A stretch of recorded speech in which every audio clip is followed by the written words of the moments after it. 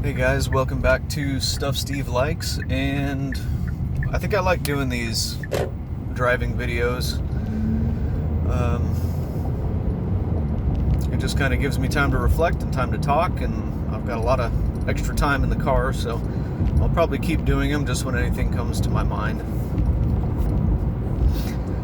And just wanted to talk a little bit about one of my favorite book series, which is Lord of the Rings.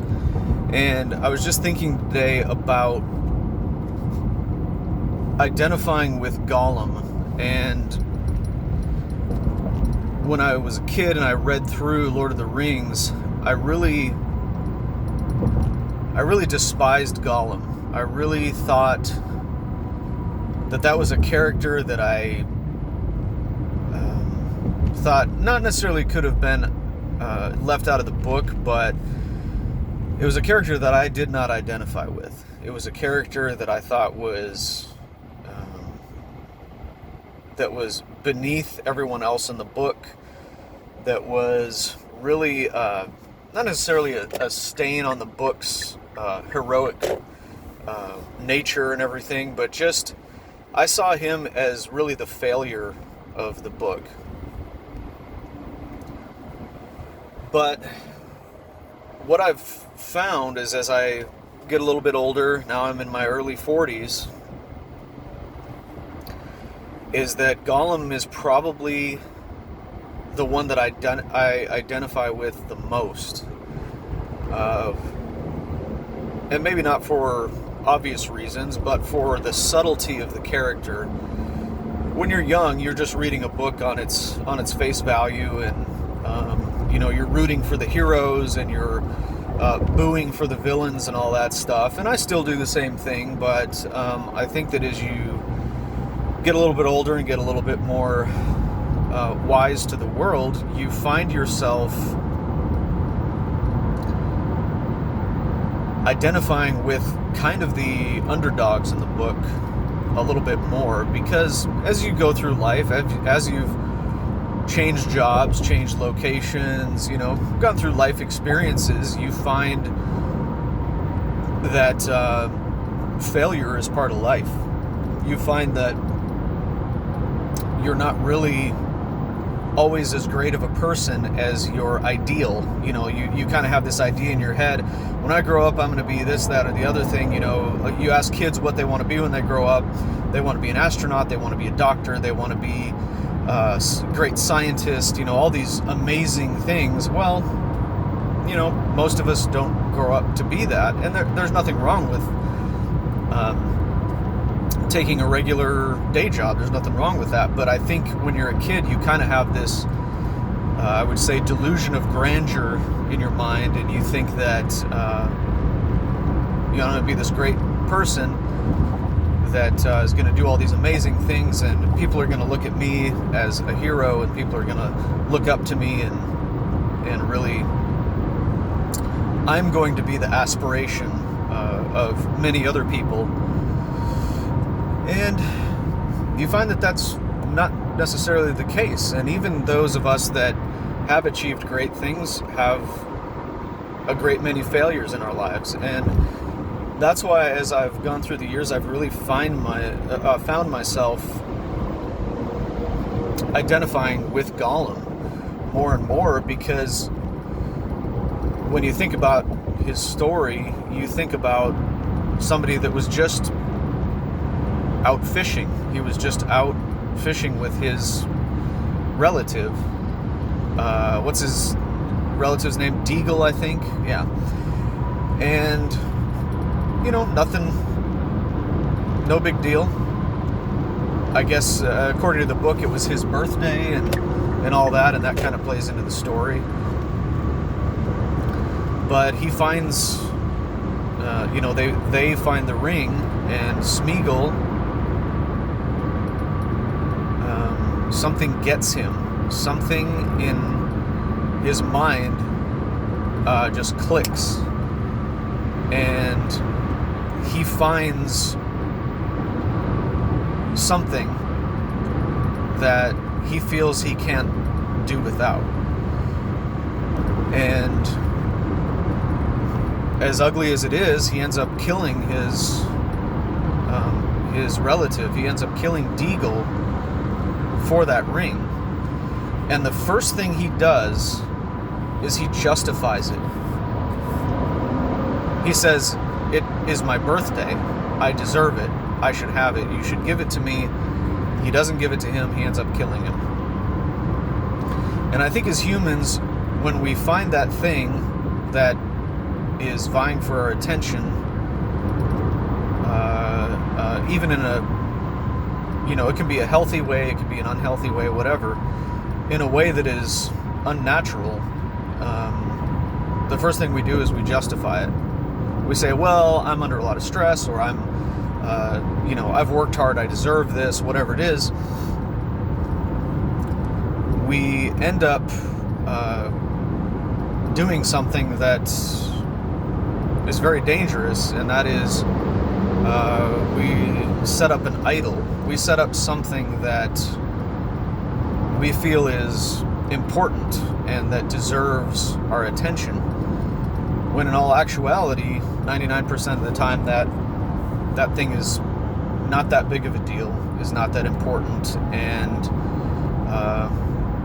can kind of, honestly, in the long run, rob our joy. It can kind of become an obsession. And you think about the decline of Gollum, it was a fast decline. He spent most of his time obsessing about the ring. He spent most of his time looking at the ring and just, kind of becoming obsessed. And I think as collectors, and that's really how I'm going to phrase this, is really, I'm talking about collecting, is he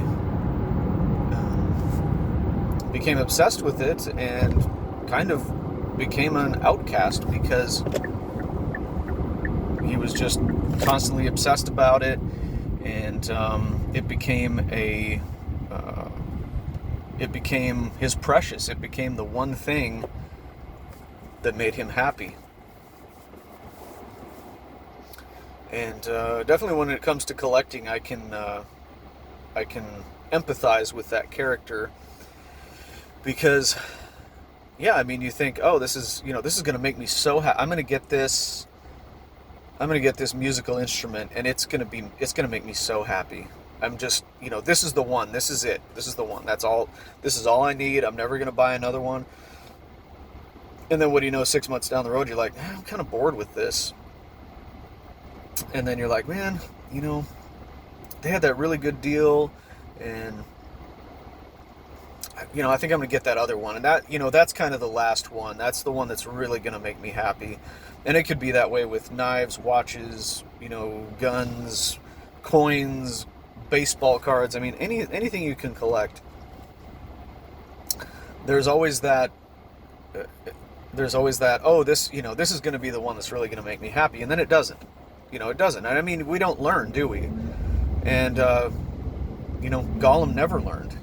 Even until the bitter end, when the ring had not been in his possession for a very long time, he still thought, oh, if I get that ring back, it's going to make me happy. Well, of course, it was his own undoing, basically, and he fell in Mount Doom. So I think that as collectors, we really need to be careful that we don't fall into that same loop.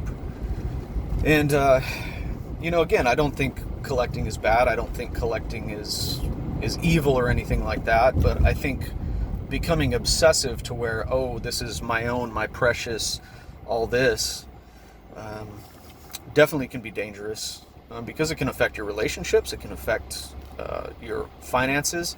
Like, I know people that seriously go into huge financial pain to get that next thing. And I'm not talking just, putting $100 on a credit card, like serious financial issues to get that next thing, whatever it is. And, it's dangerous. So your stress leads to another stress, which leads to another stress. But yet you can't let that thing go. You can't let that item go, that physical possession that you really don't need. I mean, you need food, water, shelter, those types of things.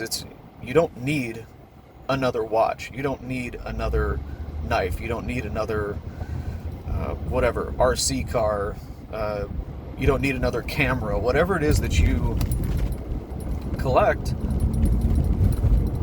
you don't need it. And this is what I would say is, learn from Gollum that obsessing is dangerous, that obsessing is something that turns other people away from you. And on my last video, I talked about community and how collecting can actually bring people together. And yes, it can, but it can also turn people away from you too. So you really have to find that balance. And I think that that's something that we as human beings find very hard to do, is that we find it very difficult to balance our, especially if you're an obsessive collector, you find it very difficult to kind of turn that part of your brain off. And, Gollum could never do it. As soon as he lost the ring, he could do nothing but obsess about how to get it back and try to weasel his way back into Frodo's life and try to schmooze him and try to trick him and everything else. And of course, Sam was the one that saw right through him. And, when somebody that is in your life that is a true friend can see right through you and say, hey, you're kind of getting obsessive, you're kind of getting out of control when it comes to this area, you need to listen to them. Everybody needs a Sam in their life. And I think what we can learn from Lord of the Rings and Gollum specifically is that we need to, even though it's a fictional character, I believe Tolkien was genius in the way that he portrayed him, and he really portrayed the human condition in an excellent way, and really showed the ugliness of obsessing and of materialism. And I think that that's the one of the dangers of materialism, is that eventually it almost becomes like a drug. And for some people it is a drug. Buying something, constantly having something shipped in from Amazon, constantly looking on eBay for the next best deal, constantly watching YouTube videos, guilty as charged, and that's why I had to downsize my watch collection. I was like, okay, this is kind of becoming an issue. I've got a drawer full of watches here, and I can wear one of these for a day, switch to the next one, and then that evening I get home and I switch to another one. And what I'm doing is I'm trying to I feel guilty. I need to wear all these watches. And it's like, goodness gracious, I'm wearing myself out, obsessing about how I can't get to everything that I own. And that's where that Gollum mentality comes into play. Is it's like, it starts out, oh, this is fun, I love this is great. And then it becomes an obsession. It becomes, you just can't stop. You can't stop. You can't turn your brain off. You're obsessing about getting that next thing, and finding that grail and all this stuff. And material possessions will never satisfy us. And I think that that's where the story of Gollum really hits me hard, is that the ring, he always thought that the ring would complete him, but obviously it didn't. It was actually evil. It was actually deceptive. It was actually using him to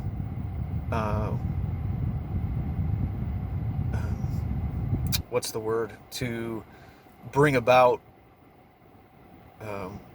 death and destruction. And of course, I don't think buying the next knife, buying the next watch is going to bring about death and destruction, but I wouldn't say it's that sinister, but it can definitely lead you down a path where You're willing to sacrifice a lot of things to get those things, and you might even end up sacrificing relationships, sacrificing financial stability, and all that type of thing. So I don't know if you connected with this little video, but you know, next time you're looking at a watch, next time you're looking at a knife, next time you're looking at whatever it is that you're looking at, not saying that you shouldn't buy it, but really think about Gollum. Really think about his obsession with his precious, and